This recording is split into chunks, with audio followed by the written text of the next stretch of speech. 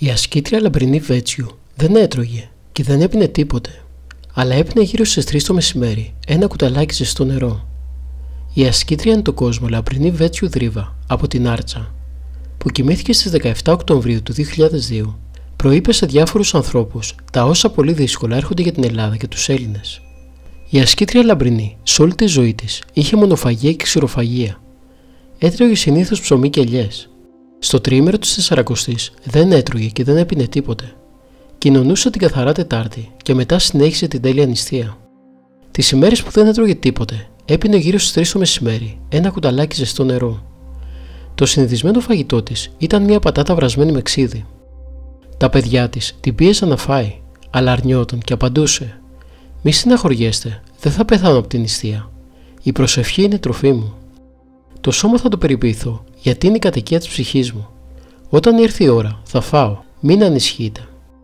Της έκανε το πρωί η κόρη της καφέ και το απόγευμα που πήγαινε να πάρει το φλιτζάνι ήταν απείραχτο. Το Πάσχα που κάθονταν όλοι μαζί να φάνε, η Λαμπρινή μιλούσε για το Θεό και μετά από πίεση έτρωγε μια κουταλιά γιαούρτι ή μια πυρουνιά σαλάτα και έλεγε: «Σήμερα είναι η μεγαλύτερη γιορτή. Σήμερα αναστήθηκε ο Χριστός. Αν ερχόταν ένα πεθαμένο παιδί μου, εγώ θα έτρωγα. Θα στόλιζα το σπίτι μου να το υποδεχθώ». Την τελευταία 20 ετία της ζωής της έτρωγε μόνο ψωμί, νερό και ξύδι. Κάποτε θα πήγαινε στην Αθήνα για μια εβδομάδα, διότι θα έκανε εγχείρηση ο αδελφός της.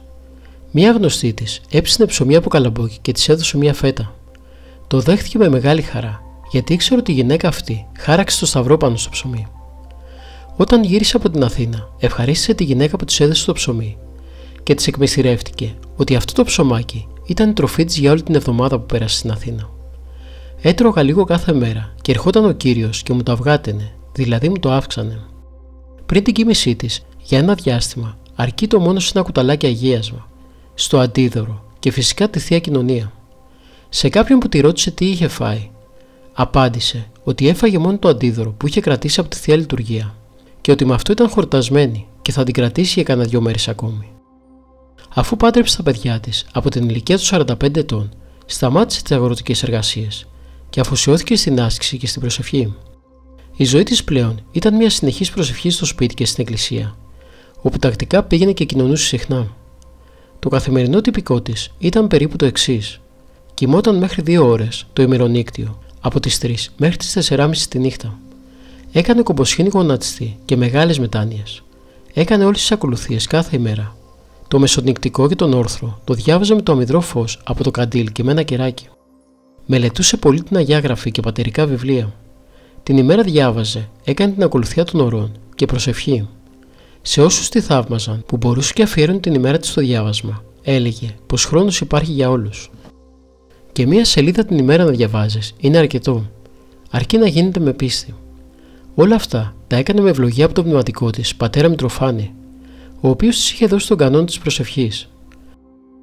Τη Μεγάλη Σαρακοστή έκανε το μεγάλο απόδειπνο και όταν κάποιος τη διέκοπτε δεν το συνέχιζε, αλλά το άρχιζε πάλι από την αρχή. Όταν γινόταν αγρυπνία σε κάποια εκκλησία ήταν πάντα πρώτη. Συνήθως την ακολουθούσαν γυναίκες από τα γύρω χωριά. Πολλές νύχτες συγκέντρωνε τις γυναίκες στο σπίτι της και έκαναν ομαδική προσευχή.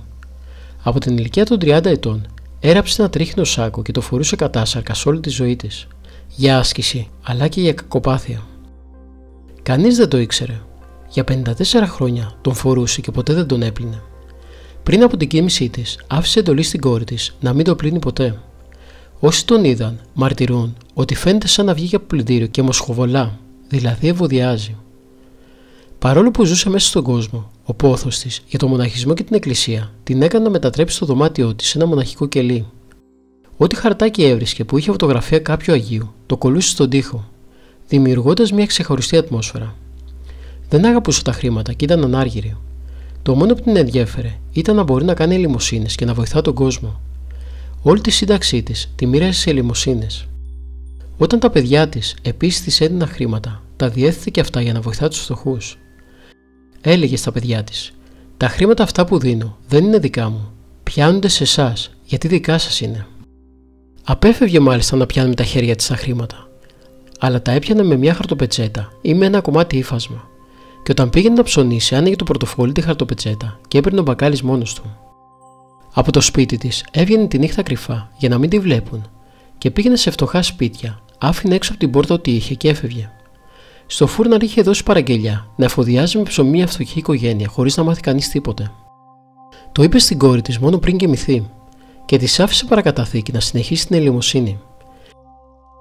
Η λαμπρινή συμβούλευε: μεγάλη ευλογία έχει ο άνθρωπος που κάνει ελεημοσύνη.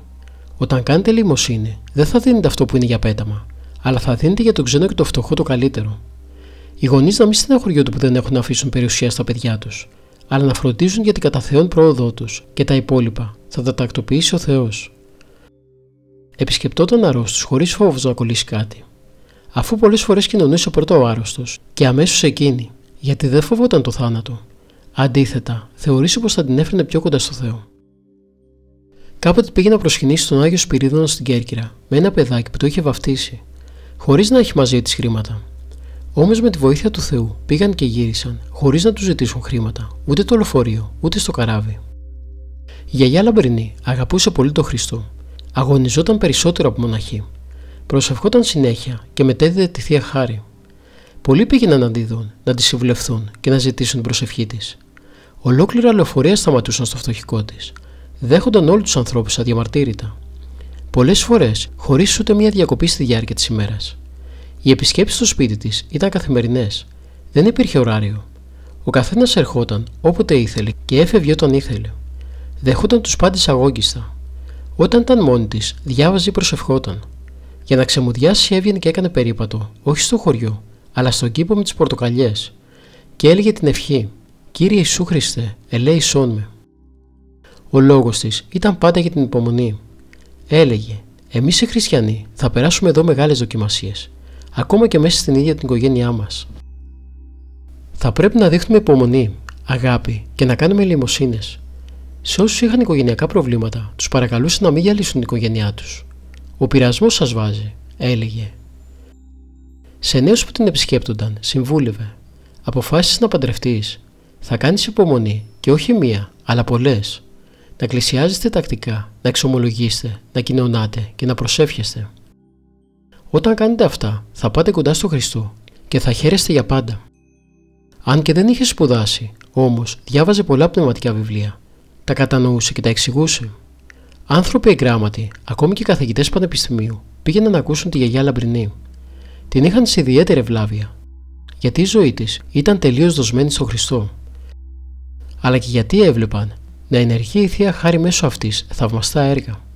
Αρπαζόταν πολλές φορές ο νους της και έβλεπε τα θέατα μυστήρια του μέλλοντος αιώνος. Η προσευχή της εισακούετο, γνώριζε τα κρύφια των ανθρώπων και προέβλεπε γεγονότα του μέλλοντος.